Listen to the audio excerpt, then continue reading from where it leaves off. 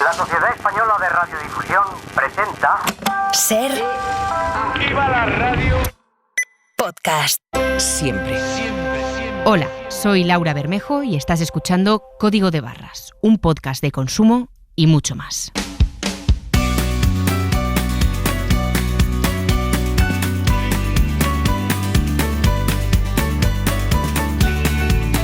En la cadena Ser, Código de Barras. Laura Bermejo. Llega el verano y la crema solar no falta o no debería faltar en nuestras bolsas de playa o mochilas para irnos de excursión. Un producto que utilizamos a diario, pero del que sin embargo desconocemos su composición, funcionamiento e incluso utilización correcta. Los filtros solares son unas moléculas determinadas y cada una hace un papel para que tengamos una camiseta química adherida en nuestra piel, pero no absorbible, y que hagan como una película que a nuestros ojos es transparente, pero que es opaca a la radiación ultravioleta en gran medida. Hace unos meses, la OCU denunció que había algunas marcas conocidas de cremas solares que no cumplían con la protección que indicaban sus envases. Hoy vamos a actualizar esta información, saber qué marcas no cumplen con lo prometido y, sobre todo, vamos a solucionar todas las dudas respecto a la utilización de este producto. También hoy hablamos de huevos, uno de los alimentos más consumidos en nuestra dieta y también un producto que, si no conservamos correctamente, puede provocarnos problemas intestinales importantes.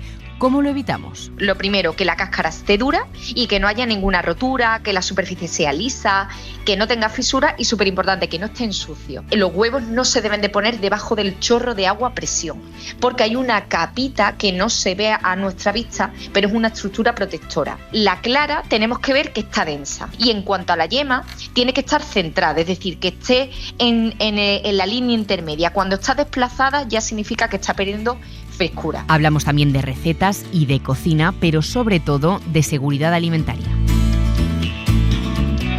Y por supuesto, no faltan las consultas y dudas de nuestros oyentes esta semana, las relacionadas con bares y restaurantes. ¿Pueden exigirme el pago en efectivo? ¿Debería detallar una carta todos los ingredientes de los diferentes platos? Todo esto hoy en Código de Barras. Pero antes, nos vamos de operación salida. Nos encontramos ahora mismo a las puertas de la operación 1 de agosto, que da inicio a las vacaciones de una gran mayoría de españoles. En el mes de agosto se prevén más de 48 millones de desplazamientos. Ana Blanco, subdirectora adjunta de circulación de la DGT, ¿qué tal? Bienvenida a Código de Barras. Muchas gracias. ¿Qué peculiaridades tiene esta operación salida en concreto? ¿Qué es lo que se espera para estos próximos días? Bien, pues ya estamos en todo, ¿no? En pleno verano, en el que tenemos muchos movimientos, ¿no? De largo recorrido, esos desplazamientos para ir a nuestros sitios de vacaciones, y esperamos para este operación de 1 de agosto entre más de 3 millones de desplazamientos entre los días 31 y 1 de agosto. Habrá conductores y familias que vienen, regresan de sus vacaciones, y otros que irán a disfrutarlas. En todo este movimiento de personas y de circulación, ¿en qué consiste vuestro trabajo y coordinación de todo el territorio nacional? Bueno, pues nuestro trabajo consiste en velar por la seguridad de esos desplazamientos y también, pues que se realicen en condiciones de comodidad, intentando que que las retenciones sean también lo menores posibles. Para ello tenemos un dispositivo de 8 centros de gestión de tráfico y todos los agentes de la agrupación de tráfico de Guardia Civil también desplegados por nuestras carreteras. Eso nos permite habilitar medidas como son la instalación de carriles reversibles adicionales, también el diseño, ¿no?, de itinerarios alternativos, y atender en caso de que haya algún incidente o accidente en la carretera de forma rápida y ágil. También servicios de conservación de los titulares de la vía que actúan ágilmente, y desde el centro de gestión, desde los centros de gestión, actuar también dando información al usuario a través de los paneles de mensaje variable, también a través de otros instrumentos como puede ser nuestro teléfono 011, información que recibimos a través de los navegadores a los que nosotros remitimos información del estado de la vía, ¿no? Y otros canales como son los medios de comunicación tan importantes, ¿no? Que reflejáis, transmitís lo que está pasando en la carretera. Uh-huh. ¿Hay algún punto más caliente dentro del territorio nacional al que haya que estar un poco más atento, donde vaya a haber más acumulaciones, más gente que, pues imagino que por la costa, ¿no? Sí, efectivamente. En estos, para nosotros la prioridad es la seguridad, pero estos días lo que vemos es un incremento en los desplazamientos de largo recorrido a esos puntos de destino.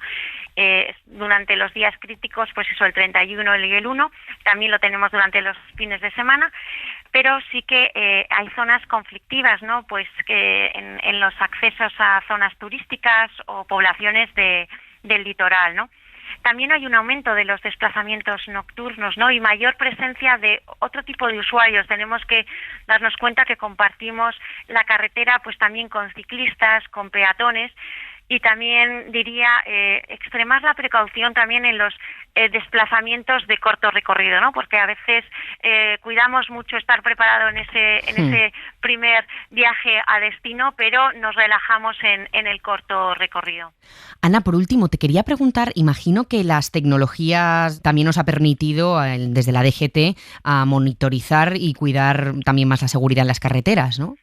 Pues efectivamente, la verdad es que contamos con medios de lo más avanzado en cuanto a tecnología para monitorizar lo que está sucediendo en carretera, desde pues cámaras, estaciones de toma de datos, y también hemos incorporado tecnología de datos, ¿no? Ahora que se habla tanto de Big Data, de cómo pues disponemos de información de cómo está caracterizado el tráfico, si hay descensos de velocidad en cualquier vía, pues porque tenemos esa posibilidad, ¿no? Incorporamos nuevas fuentes, ¿no? Estamos conectados con los 112, por ejemplo, y trabajamos también en colaboración, pues también con navegadores.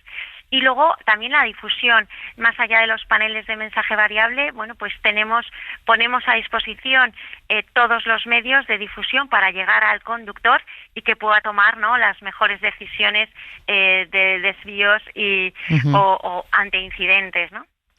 Pues Ana Blanco, subdirectora adjunta de Circulación de la DGT, muchísimas gracias y ánimo para estos días que habrá mucho trabajo. Gracias. Bueno, pues seguro que muchos de estos españoles que van de camino a sus lugares de veraneo o que están preparando una escapada para estos próximos días llevan un mismo producto en sus equipajes y maletas, en distintos formatos, con distintas características. Un producto que a día de hoy, en estos días de calor y de sol, no utilizarlo podría poner en peligro nuestra piel. Pues sobre todo utilizo crema solar para la cara, me echo todos los días por la mañana un poquito, y de protección solar más 50 y marca Nivea. Pues no uso, la verdad. Nunca he visto la necesidad. Sé que es bueno y todo eso, hay que cuidarse, pero no...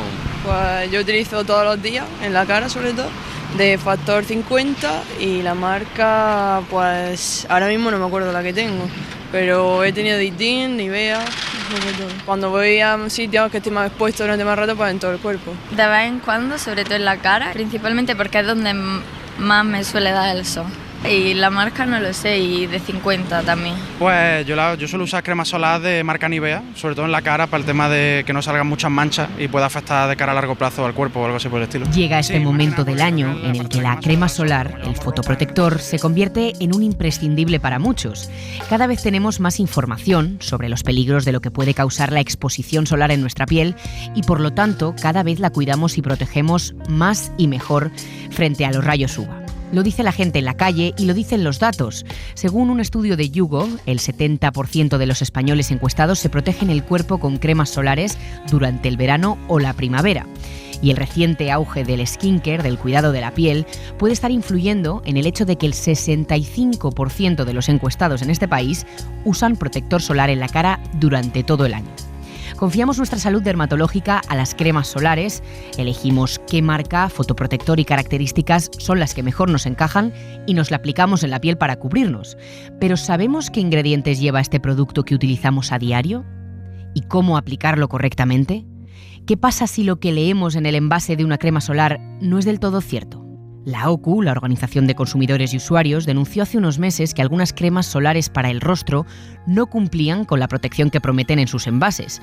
Analizaron 15 cremas diferentes de marcas importantes y con cierto renombre y tuvieron en cuenta las que anunciaban un factor 50 o más, aquellas cremas con las que nos quedamos tranquilos cuando la exposición solar es alta. Pues en este estudio la OCU llegó a la conclusión de que 7 de los 15 productos analizados no cumplían con la eficacia protectora que anunciaban. Esto es lo que nos contaba José Carlos Cutiño, portavoz de OCU. Hemos utilizado de todo, ¿no? Productos que son de venta en supermercado y droguería, los de farmacia y para farmacia y también de perfumería. En 5 de los casos, el factor de protección solar no estaba de acuerdo al etiquetado. También un caso en el que la crema no cumplía ni con el factor de protección solar ni tampoco con la protección UVA. Digamos que son los dos elementos que determinan cuál es el grado de protección al que realmente estamos sujetos. Pero al final se trataba de productos que por una razón u otra no alcanzaban ese nivel de protección. Para actualizar toda esta información, ahora a las puertas de agosto, tenemos a José Carlos Cutiño al teléfono. José Carlos, ¿qué tal? Bienvenido al programa de nuevo. Hola, ¿qué tal? ¿Cómo estáis? ¿En qué momento estamos ahora mismo con esta puesta en conocimiento de que algunas cremas solares no cumplían con la normativa y cuáles han sido las consecuencias para ellas? Bueno, pues la verdad es que hubo una actuación muy rápida por parte de la Agencia Española de Medicamentos y Productos Sanitarios, pidió también datos a las propias empresas y tomó distintas decisiones de cese de comercialización de determinados lotes de los productos. Básicamente, en el momento actual, lo que tenemos es que se ha cesado la comercialización de los lotes afectados a los que correspondían las muestras de las marcas Ritual, Lancaster, Peacewin, Vichy y Biotherm. Por su parte, en el caso de Nivea, tras haberse decretado inicialmente también un cese de comercialización de un lote, se ha levantado, tras los datos aportados por la marca, se ha levantado esa prohibición. Y en lo que se refiere a ISDIN, donde detectábamos un problema en cuanto a la protección contra rayos UVA, no en el factor de protección, pues no se ha llegado a una conclusión clara. Una vez que se han recibido los datos de la empresa, se ha considerado que no se debían de tomar medidas. Lo que sí es cierto que en ningún caso la agencia ha cuestionado los datos de los análisis aportados por OCU. Se consideran, pues, por lo tanto, perfectamente válidos, pero sí ha puesto de manifiesto que existe una variabilidad en los procedimientos de obtención de los datos que debería de verse por parte, en este caso, de la Unión Europea, para establecer unos controles y unos mecanismos de determinación de estos factores más rigurosos, porque parece que no son claros, que pueden arrojar dudas y, por lo tanto, en la medida en que no sean absolutamente rigurosos, pues los consumidores podrían quedar desprotegidos.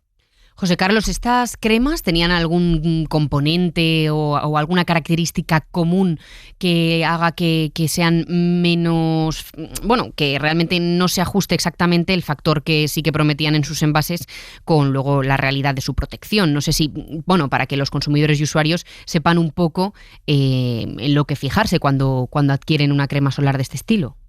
Bueno, pues realmente lo único que tienen en común es que al ser cremas de protección facial, pues para que sean más amables, más fáciles para el uso por parte del usuario, pues deben de ser más absorbentes, tienen que ser, digamos, más ligeras, ¿no? Y a lo mejor, pues el poder hacerlas más atractivas en su uso, más cómodas en su uso para el usuario, pues pueda reflejarse de alguna manera en esos factores de protección que pueden verse condicionados de alguna forma. Sí hay que dejar claro que en todos los casos había un factor de protección elevado, que estaba por encima de 30, aunque en algunos casos pues no se llegara a esos 50 que se anunciaban, pero sí es cierto que el usuario, el consumidor que quiera utilizar ese factor de protección máxima, pues no debería de recurrir a productos donde se puede cuestionar su alcance. La afirmación por parte de la agencia de que hay que buscar controles más rigurosos, que hay que eliminar esa variabilidad, al final lo que pone de manifiesto es que podrían darse circunstancias en las que lo que se está vendiendo realmente no se corresponda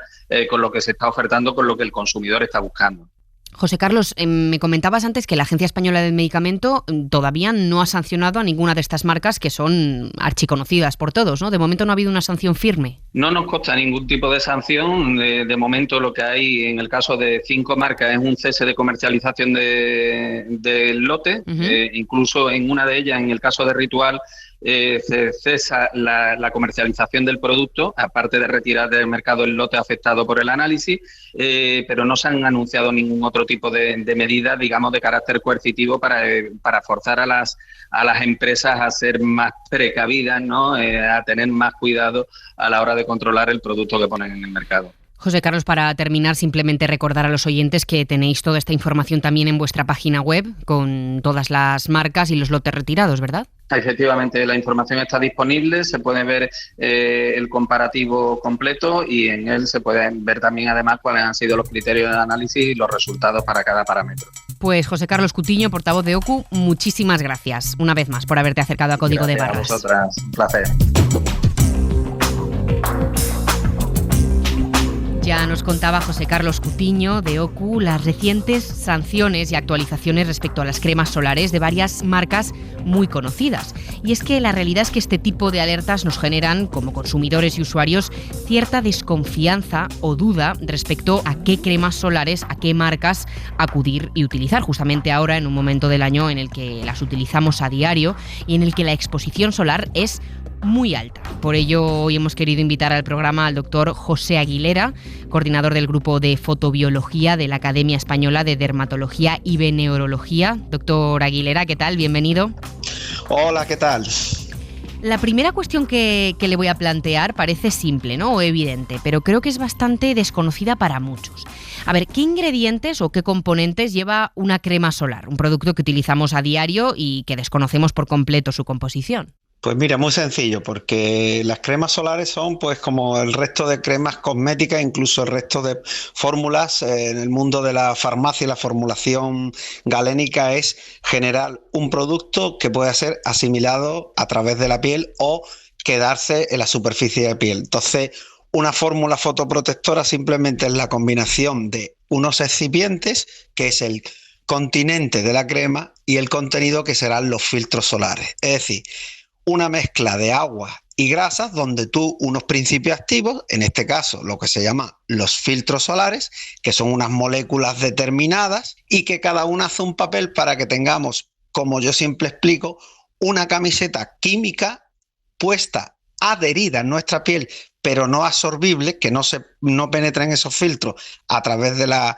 estructura de nuestra piel, sino que quede en la superficie y que hagan como una película que a nuestros ojos es transparente, pero que es opaca a la radiación ultravioleta en gran medida. Ese numerito que aparece en el envase de la crema hace referencia a los minutos de protección. Siempre hay controversia con este asunto, ¿no? Hay un poco de confusión. Ese SPF, el factor de protección.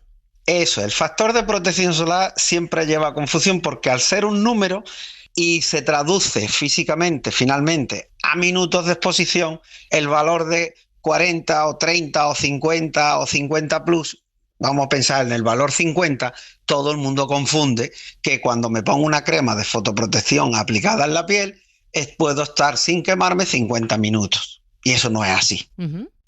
El valor indica que de la radiación ultravioleta que nos llega del sol, que una de las partes de la radiación nos va a producir un eritema solar o lo que se llama la quemadura solar, la cantidad de radiación que nos llegaría a la piel sin tener cobertura ninguna, es decir, poner la piel expuesta al sol, sin tener protección ninguna, nos produciría una quemadura. Cuando me pongo esa camiseta química, para que lo entiendan los oyentes, lo que hace es que filtra y deja pasar muy, muy, muy poquito. Es decir, de 100 unidades de luz que llega del sol que nos quemarían, una crema de 50 deja pasar solo 2. 100 dividido 2 es 50. Vamos a llevarlo a tiempo. Hoy que estamos en mitad del verano, vamos a decirlo así, a las 2 de la tarde, en cualquier punto de la península de España aproximadamente, un fototipo cutáneo, que es el tipo de piel así, que seamos o rubitos, con los ojos celestes o pelo castaño, ojos marrones, el fototipo cutáneo medio de nuestra población.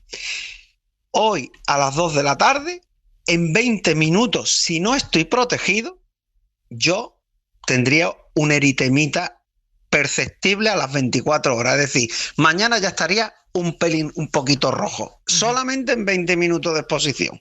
¿Qué significa esto? Si me pongo una camiseta que deja pasar 50 veces menos luz, es como si yo estuviera al principio de la mañana, es decir, puedo estar mucho más tiempo de exposición, porque deja pasar 50 veces menos luz. 20 minutos me quemaría sin protección si pasan 50 veces menos cantidad de luz. 20 minutos por 50 veces son 1000 minutos, lo cual significa que en condiciones experimentales de cómo se hacen los ensayos, tú puedes estar durante todo el ciclo diario sin quemarte. Si te pones la crema bien puesta, que es mucha cantidad, porque 2 miligramos por centímetro cuadrado, piensa que son aproximadamente 30 gramos de productos si fuéramos el cuerpo entero. Que tú dices, bueno, entonces si yo podría estar protegido todos los días, ¿por qué me tengo que reaplicar? ¿Por qué tengo que hacer cosas? Son las otras circunstancias que ahora te las explicaré. Claro, si según los ensayos un fotoprotector 50 nos aguantaría todo el día, esto muchos oyentes lo sabrán, en la práctica no es real, ¿no? Porque acabaríamos quemándonos, ¿no? ¿Dónde está ahí el truco o qué es lo que nos falta por saber? Porque la vida real no es lo mismo que los ensayos. Los ensayos se hacen en unas condiciones, como te digo, de laboratorio, tumbando el voluntario, quietecito, sin moverse, sin nada. Entonces, ¿cuál es nuestro día a día? El primero, te compras un botecito de crema que te cuesta 10, 15, 20 euros. ¿Vale? Tiene 50 mililitros. Tú te tienes que aplicar para la cara el dedo índice entero y el dedo medio entero. Para el brazo derecho lo mismo, para el brazo izquierdo. Es decir, tiene que gastar mucha crema. Lo normal y lo que ya está descrito científicamente es que nos ponemos 4 veces menos crema aproximadamente de lo que hay que ponerse. Tú te pones una base grasa y además como es grasa agua, si te pones toda la cantidad dices, joder, se me está quedando la cara muy grasa. Entonces ya se sabe científicamente que te pones hasta 3 veces, entre 3 y 4 veces menos. Eso significa que ya el factor 50 no está en tu cara. En tu cara está aproximadamente ya un factor de 15 a 20. ¿Qué ocurre cada 2 horas? Porque en nuestra actividad normal, donde estresamos la piel, vámonos a jugar pádel, vamos a hacer una excursión en el campo, voy a correr, voy a salir a correr al parque, me voy a ir a la playa, me voy a rozar con la toalla, me voy a mojar, me voy a rozar con la arena. Todo ese tipo de condiciones hace que la piel, el producto, pues finalmente no quede en las condiciones ideales. El ideal sería cuando se hacen actividades, que también lo hemos demostrado en otro trabajo en nuestro grupo de investigador, que se ha presentado también en la última edición del Congreso Nacional de Dermatología. Nosotros reivindicamos, yo siempre indicamos a los usuarios que si van a hacer alguna actividad que sea de exterior, donde tengas que poner sudar, correr, nadar y demás, utiliza el water resistant, porque los otros no van a aguantar de la misma forma. Doctor, deduzco que por lo que me cuenta, usted recomendaría un protector 50 o 50 más, ¿no? En estos casos, para tener la mayor protección posible. A nosotros siempre nos preguntan lo mismo. Bueno, dependiendo del fototipo cutáneo, entonces si una persona es mucho más morena, que va a tardar más tiempo en quemarse, se puede por un factor 15. No juguéis. El factor de protección solar, para que tú veas, en las farmacias, más del 95% de los productos que tú veas en la estantería son de 30 hacia arriba. La Academia Americana de Dermatología, la Academia Española de Dermatología, al menos recomendamos que sea de 30. Yo soy de la liga de los de 50, porque no nos lo ponemos bien. Pero por lo menos que sea de factor de 30 hacia arriba.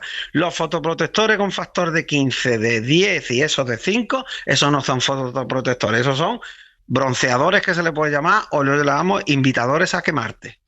Vamos a pensar que la carga de filtros frente a la protección de ultravioleta A es muy importante, porque nos va a frenar hiperpigmentaciones, manchas en la piel, etcétera, etcétera, etcétera, y el estrés oxidativo, el envejecimiento cutáneo y el daño al ADN de nuestras células, que produce el estrés oxidativo, que acompaña al daño directo de los ultravioleta B.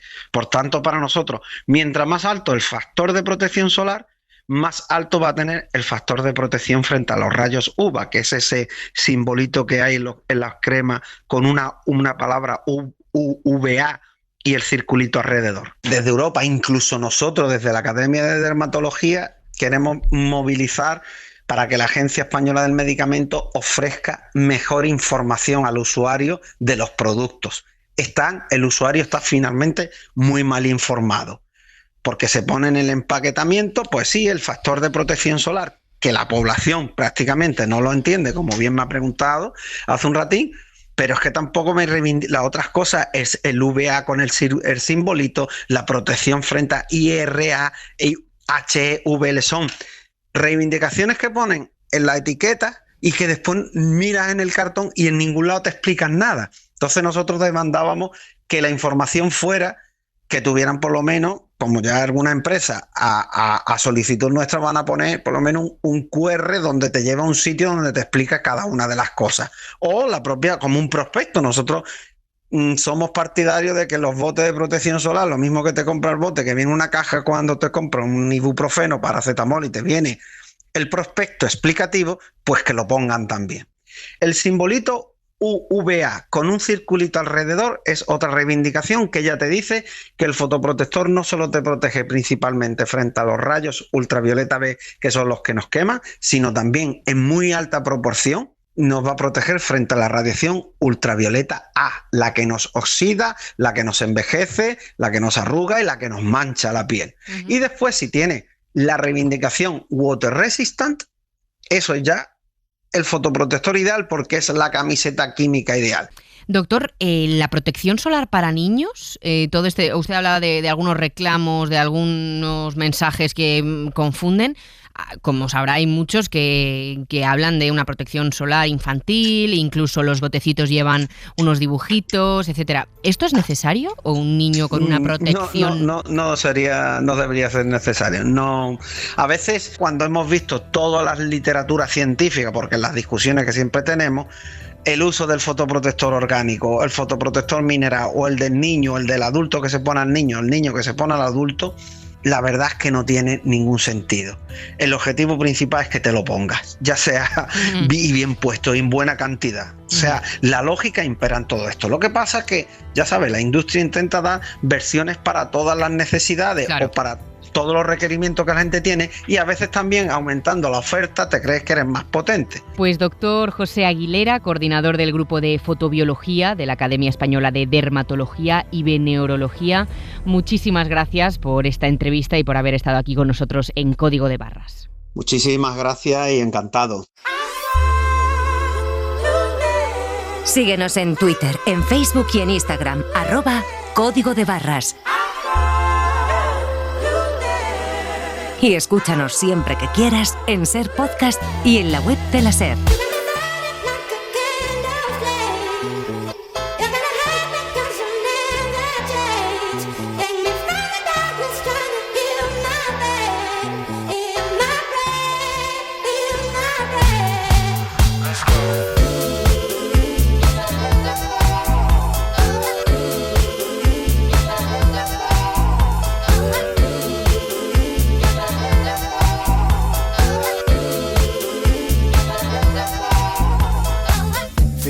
First time I made time in a minute. Rock with it, I'm in attendance. How could we pair feelings aside? I gotta match the fires to the flame. The feeling just got attached. I got the days fall the straight, fall away small. The waist started dancing on me. Had to take you back home. Time moving slow, we fast forward. Estrenamos sección en este Código de Barras de verano, una especie de consultorio, pero algo más temático, en el que cada semana oyentes, compañeros, conocidos o incluso personas de la calle nos van a plantear sus preguntas, sus dudas, sus consultas y sus quejas de consumidores y usuarios que se encuentran en este momento del año, en verano, que precisamente no son pocas. Para ello nos va a acompañar Francisco Rodríguez, responsable jurídico de Consumes. Francisco, ¿qué tal? ¿Qué tal? Encantado de estar con vosotros en este consultorio de verano. Ya sabes que tú para mí eres el hombre para todo lo que tenga que ver con dudas de consumidores y de usuarios, tú siempre lo sabes todo.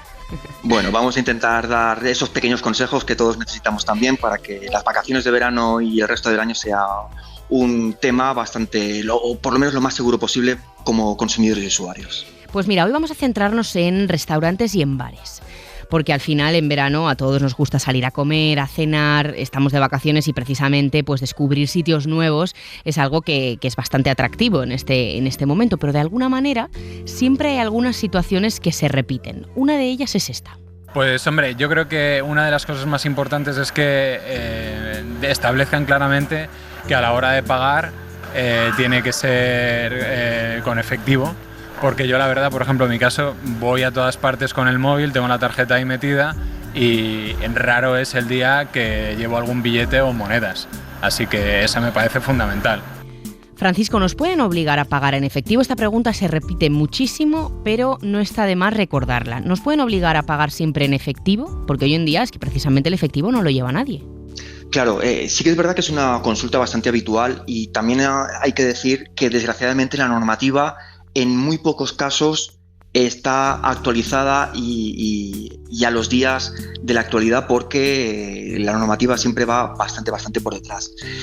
Actualmente la única forma obligatoria de pagar compras que realicemos es en efectivo, es lo que viene establecido por la normativa y deja como posibilidades otras formas de pago. Esas otras formas de pago sabemos que hoy tecnológicamente pueden ser bastante diversas. Podemos hacer pagos a través de la tarjeta de crédito, tarjeta de débito, realizar también transferencias bancarias, podemos también utilizar Bizum, por ejemplo, y otros sistemas de pago que pueden ser bastante habituales y que cada vez van a ser más habituales. Y ya no pagamos solo con tarjetas físicas de plástico bancarias, sino también a través del móvil, a través incluso de relojes inteligentes, con lo cual sí que es verdad que la tecnología cada día nos permite nuevas formas para hacer esas compras que realizamos día a día. Y aquí en este caso lo más imprescindible y habitual es la información. Que el establecimiento comercial informe adecuadamente al consumidor de qué formas de pago acepta o si hay alguna limitación o restricción, tanto por ejemplo por la cantidad que se vaya a pagar o otras condiciones o circunstancias para realizar ese pago. Pero a día de hoy la única forma obligatoria para hacer un pago es en efectivo. El resto de formas son posibilidades que nos pueden facilitar los establecimientos para realizar esos pagos. Vamos con la siguiente, Francisco. ¿A quién no le gusta una terraza y más si es en verano, ¿no? Por la tarde, por la noche, a todos. Pero sobre todo hay algunos que podemos decir que lo necesitan o que les gusta más todavía, que son los fumadores. Pues yo tengo una duda, yo como fumo, sé que ahora en algunos bares está prohibido fumar en las terrazas porque las comunidades lo han prohibido. Y yo, la verdad que no pregunto, yo llego, me echo mi cigarro y ya si me dicen algo, pues ya dejo de fumar, pero siempre tengo la duda esa de si puedo o no puedo fumar. Hace unos años con el COVID se prohibió fumar en terrazas, ¿no? Esto duró en algunas comunidades un poco más, en otras menos. ¿En qué ha quedado todo esto y a qué nos podemos enfrentar cuando nos dicen, oye, te tienes que levantar, te tienes que apartar para fumar en esta terraza? ¿Esto es legal? ¿Todavía sigue vigente?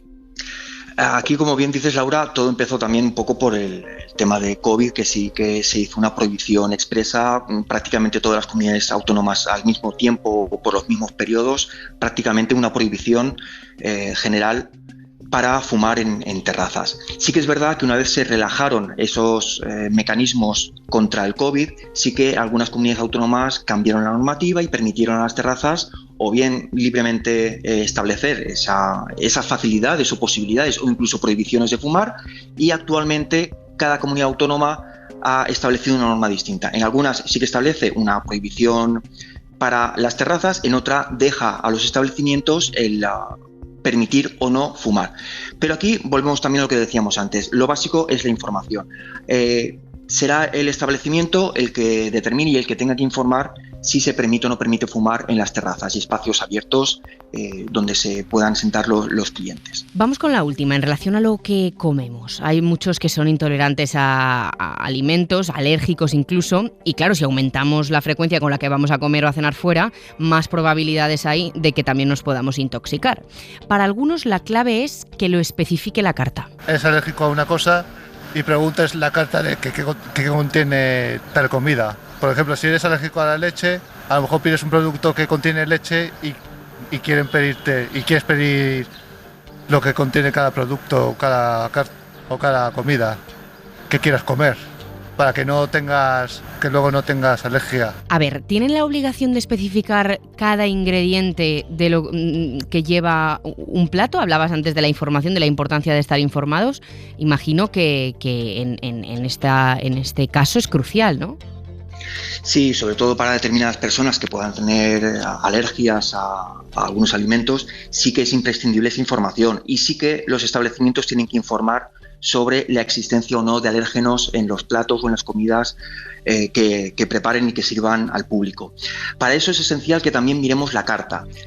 A veces no tiene por qué estar esa información por escrito de una forma física, sino que también los establecimientos y restaurantes pueden establecer unos códigos QR o dirigirnos a su página web, donde vendrá toda la información con unos códigos y unos dibujos para que podamos distinguir aquellos alimentos con alérgenos que tengamos que tener especial cuidado dependiendo de las circunstancias de cada persona. Evidentemente también podemos preguntar al personal del restaurante para poder tener información de primera mano sobre la existencia o no de alérgenos en cada uno de los platos o preparados que se realicen. Pero siempre podremos consultar y siempre tendrán esa información, si no es físicamente en la carta, al menos de una forma que podamos fácilmente acceder a ella.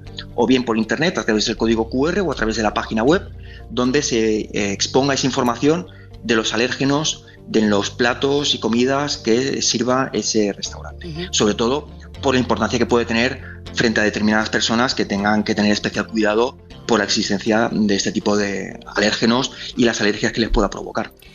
Oye, y en caso de intoxicación, ¿quién y cómo se hace responsable y cómo se reclama también?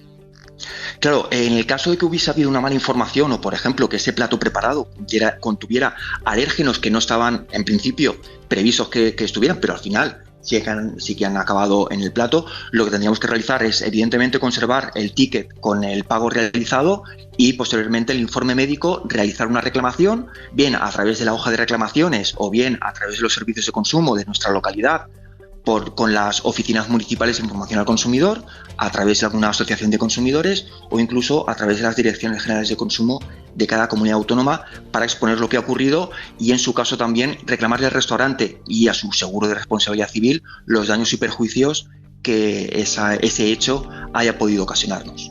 Pues Francisco Rodríguez, responsable jurídico de Consumes, muchísimas gracias por aclarar todas estas dudas en este consultorio temático de Código de Barras de Verano. Un abrazo.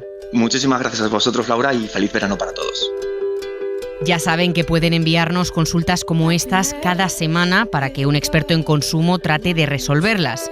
Tienen 3 vías para hacernos llegar sus preguntas: el correo electrónico del programa, códigodebarras@cadenaser.com, nuestras redes sociales, Twitter, Instagram y Facebook, buscándonos como @códigodebarras, o también pueden dejarnos un mensaje de voz en nuestro WhatsApp en el 679 017 014.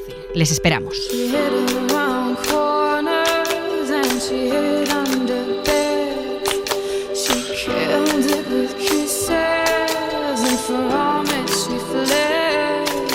With every bubble she sank with a drink and washed it away down the kitchen sink.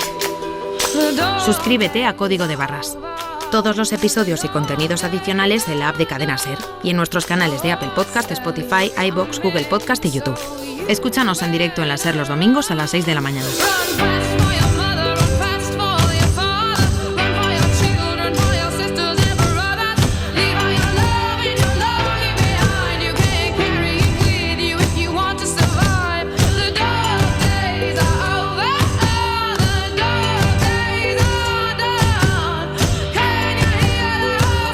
Código de Barras. El consumo con buena música.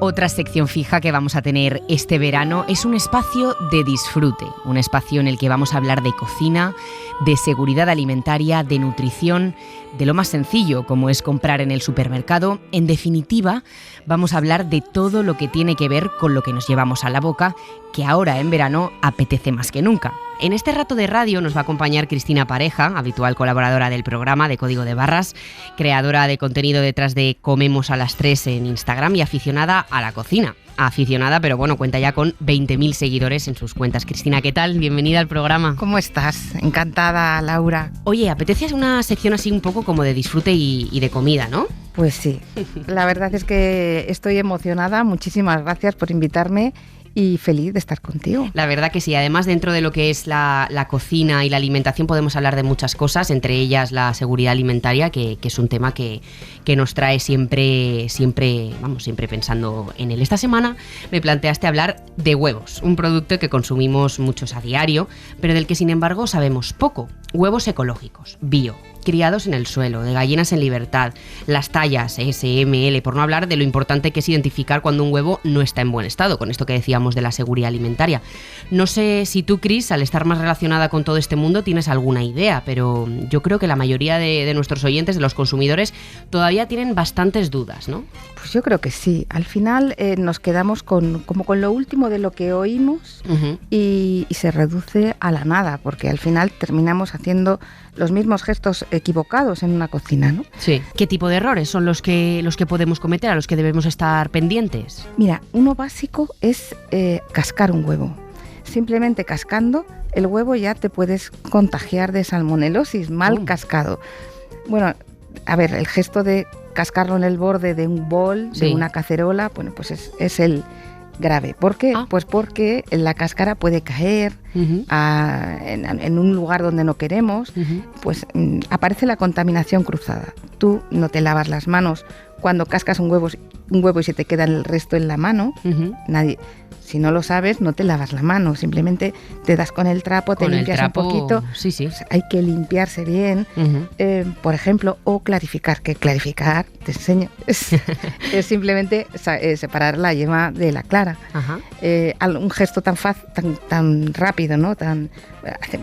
Abrimos el huevo y entre cáscara y cáscara las separamos. Y de un lado a otro, ¿no? Toda la vida. Eso es una cosa también muy mal hecha que se debe hacer con la mano, muy lavadita. Pues oye, como esta parte me parece muy importante, el tema de la seguridad alimentaria, sobre todo ahora en verano, que es primordial, hemos querido invitar al programa a Cristina Lora, tecnóloga de los alimentos, profesora en el ciclo superior de dietética y fundadora de la plataforma de formación de nutrición Nutret Formación. Cristina, ¿qué tal? Bienvenida a Código de Barras. Muy buenas, ¿qué tal, Laura? Muy bien, pues encantada de estar aquí con vosotros. Oye, hablábamos de huevos, ¿no? En este sentido es un producto bastante, muy usado, muy usado, pero a la vez también peligroso, ¿no? Por lo que podemos encontrarnos. Yo de momento ya no sabía ni que había que tener una manera específica de cascarlo. O sea, que yo todo lo que me cuentes me es nuevo. Bienvenido sea, ¿no? Exacto. Pues sí, la verdad es que es un huevo el huevo es un alimento que solemos tenerlo en casa casi a diario, es como el pan, básicamente, pero es un producto muy perecedero, es muy susceptible de alteración. Entonces, pues tenemos que manejarlo con cuidado y tenemos que tener, como ha dicho Cris antes, ciertas cositas a la hora a tener en cuenta a la hora de conservarlo, a la hora de cocinarlo. Y pues es importante por eso, porque claro, es un producto que es estéril en el momento de la puesta de esa gallina, pero su cáscara realmente no, porque entra en contacto con esas heces de la gallina, que ya ahí alberga un montón de bacterias y de microorganismos. Hemos hablado aquí en el programa varias veces de este asunto, pero quiero que lo puntualicemos. Al final, por ejemplo, los huevos en el supermercado los encontramos en el exterior, pero luego en casa siempre es recomendable guardarlos dentro, ¿no? Ahí en ese proceso, ¿qué factores están interviniendo? ¿Por qué ese cambio? Exacto. A ver, ese cambio es básicamente para que no haya mucha rotura de cadena de frío, ¿no? Esta frase, este concepto siempre lo escuchamos y básicamente es para que no haya como muchos cambios de temperatura bruscos. Entonces en el súper lo encontramos en los lineales y pues más o menos que pasa un tiempo prudencial hasta que llega a casa y ya como en casa generalmente solemos tener esta caja de huevos pues semanas, incluso meses, pues ya sí deberíamos de conservarlos en el frigo. Pero ojo, Laura, que quiero puntualizar que los huevos no van en la puerta. Los huevos, su sitio es las baldas intermedias. Y la gente ahora, pues no, los oyentes nos dirán, bueno, pero si yo toda la vida llevo poniéndolo en la puerta. Pues lo cierto es que la puerta constantemente estamos abriendo y cerrándola, ¿no? Y incluso ahora en verano más, que si tenemos sed, voy por aburrimiento, que si voy a cocinar. Entonces el huevo, si está en la puerta, sufre mucho cambio de temperatura y el frío se condensa con unas gotitas en lo que es la cáscara del huevo y eso puede ser que albergue microorganismos y que se contamine. Oye, vamos un poco al inicio. Vamos al supermercado y queremos elegir un cartón de huevos. De momento nos encontramos ya con, como decía yo al principio, ecológicos, bio, de gallinas en libertad. Luego vemos unos que son de color blanco, otros que son de color pues marrón, ¿no? Más oscurito. Talla S, M, L, XL. Dame alguna indicación un poco de qué quiere decir cada cosa de estas y sobre todo el tema de las tallas, ¿no? Porque lo único que cambia es el tamaño. ¿Hay algo ahí detrás de la calidad o incluso el valor nutricional de los huevos? Pues lo cierto es que no cambia nada, o sea, eso es una clasificación comercial que se hace por legislación y las tallas, esto es como en la ropa, ¿no? Pues igual, empezamos con la XL, que suelen ser como huevos súper grandes, así se denomina, y suelen tener pues más de 73 gramos aproximadamente. Después está la L, que serían los grandes, entre 63 y 73 gramos. Nos encontramos la M, que son los medianos, entre 53 y 63 gramos. Y después los S, que son los pequeñitos, que suelen tener un tamaño de menos de 53 gramos aproximadamente. Y después el color, ¿no? Lo que decía, esto es muy interesante, que muchas veces hay gente, ¿no? Incluso, bueno, mi abuela todavía sigue pensando, ¿no? Que, pues los oscuritos son mejores que los claritos. Pues lo cierto es que no, o sea, básicamente es lo mismo. El color de la cáscara tiene que ver con la raza de esa gallina ponedora. Y el color de la yema tiene que ver con lo que esa alimentación, ¿no? Con lo que esa gallinita pues ha estado comiendo en el campo. Y, bueno, pues no lo hace ni que sea mejor ni peor, simplemente cuando esa yema es más oscura significa que esa gallina ha comido más alfalfa, más maíz y entonces tiene más betacaroteno, que es un pigmento que le da ese color. Y sin embargo, si la yema es más clarita es porque ha comido mucho trigo. O sea que... Pero básicamente... Vamos a derribar otro mito, ¿no? En este sentido, y es que el color de la yema no es mejor si el color es más oscuro, efectivamente, ¿no? Exacto, o sea, es lo mismo, simplemente determina la alimentación a la que ha estado sometida ese animal y simplemente la raza por el color de la cáscara, pero el valor nutricional y la calidad es exactamente la misma. Cristina, ¿se pueden consumir los huevos de gallina después de la fecha de consumo preferente? Sí. Se pueden, se pueden. Sí que es cierto que una vez tras la puesta de ese huevo en la gallina, lo ideal es que pasen 30 días, es decir, un mes, para tú, cuando te comas ese huevo, tener la máxima calidad organoléptica. Pero si pasan, pues no sé, 1 o 2 semanitas después de haber vencido esa fecha de consumo preferente, no pasa absolutamente nada. Va a perder un poquito más de frescura ese huevo, nosotros decimos que es más viejo, hablando coloquialmente, pero se puede consumir sin problema. Otra cosa es que tú te encuentres, por ejemplo, la cáscara que ya está más rugosa, que tiene alguna fisura, o que cuando tú lo casques internamente veas ciertas características que, bueno, si quieres las comentamos ya y para que los oyentes no sepan cuándo se casca. Te iba a preguntar, nos encontramos con un huevo que no sabemos ni cuánto tiempo tiene, ni tenemos muchas dudas. Exacto. Oye, a nivel visual, ¿cómo podemos reconocer un huevo que ya no está en buen estado? Exacto, a nivel visual, externamente, tú, lo primero, que la cáscara esté dura y que no haya ninguna rotura, que la superficie sea lisa, que no tenga fisura y, súper importante, que no esté sucio. Esto, cuando nosotros compramos huevos de súper, generalmente están muy limpios, pero típico, no sé, mi padre, por ejemplo, tiene gallinitas en el campo y trae los huevos a casa y están bastante sucios. Entonces, esto es importante cuando a lo mejor nos lo regalan primo, sobrino, tío. Los huevos no se deben de poner debajo del chorro de agua a presión, porque hay una capita que no se ve a nuestra vista, pero es una estructura protectora. Entonces, con ese agua a presión debajo del chorro se quita, ¿vale? Entonces, lo ideal es que cojamos una servilleta, un trapito húmedo y le demos y frotemos un poquito con agua para quitar esas heces o plumillas o barro de ese campo, ¿vale? Y después, internamente, cuando nosotros cascamos el huevo, la clara tenemos que ver que está densa. O sea, que cuando está fluida, pues eso no significa que ha perdido frescura y que es viejo. Y en cuanto a la yema, tiene que estar centrada, es decir, que esté en la línea intermedia. Cuando está desplazada, ya significa que está perdiendo frescura. Y también la membrana transparente, que se llama membrana vitelina, que esté fuerte. ¿vale? Es decir, la que recubra la yema, pues que cuando tú seas capaz incluso hasta de coger el huevo y que no se te rompa. Cuando ya tienes estrías, esta membrana pues ya significa que es viejo.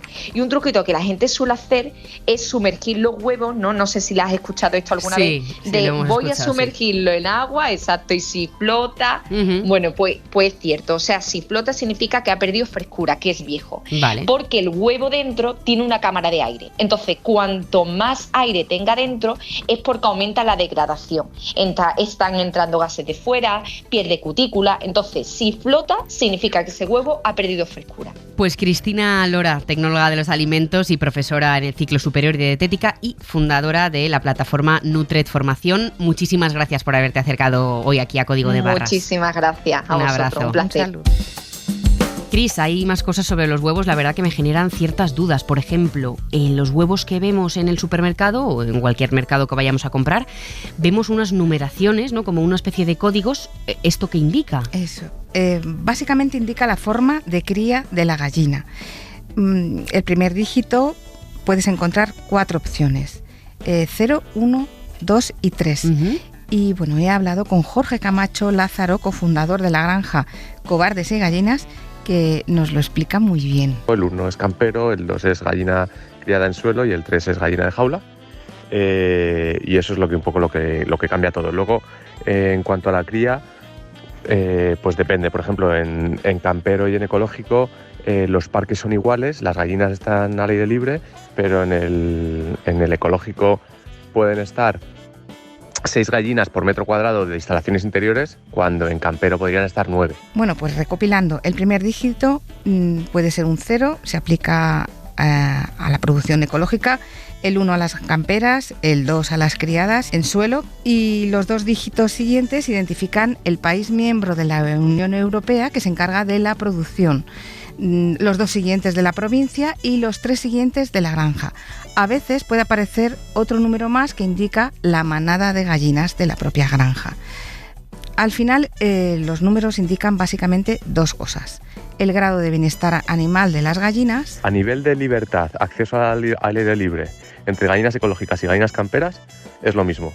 Al final lo que importa es que las gallinas tengan acceso al aire libre, que estén dentro, y los metros que hay adentro no son tan importantes, porque como tienen las puertas abiertas en cualquier momento pueden salir y entrar.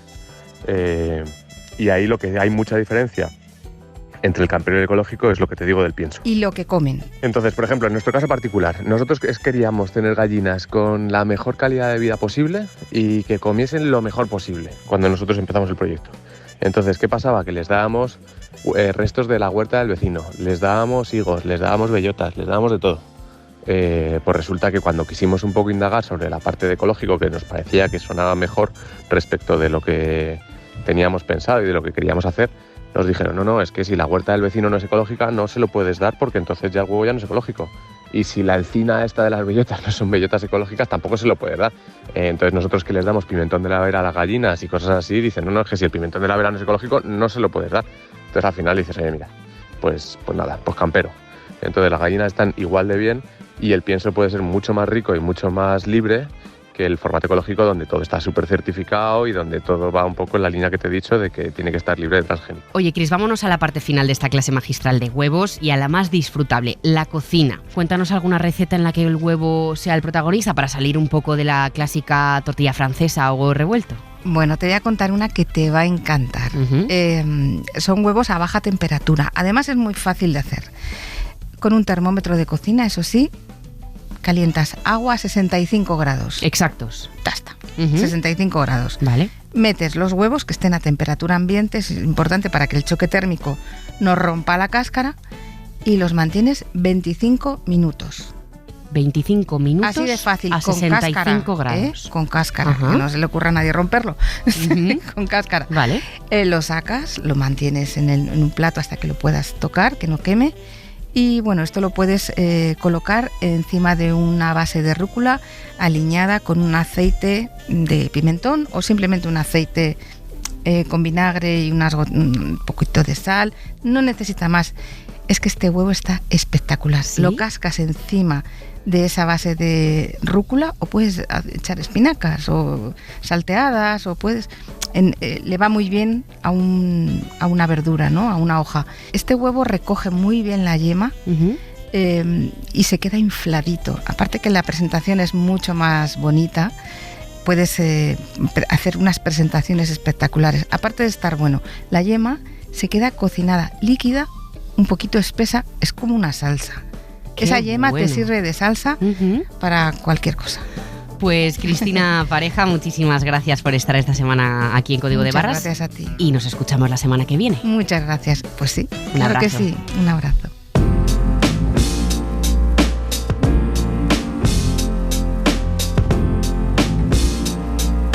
En la cadena SER, Código de Barras.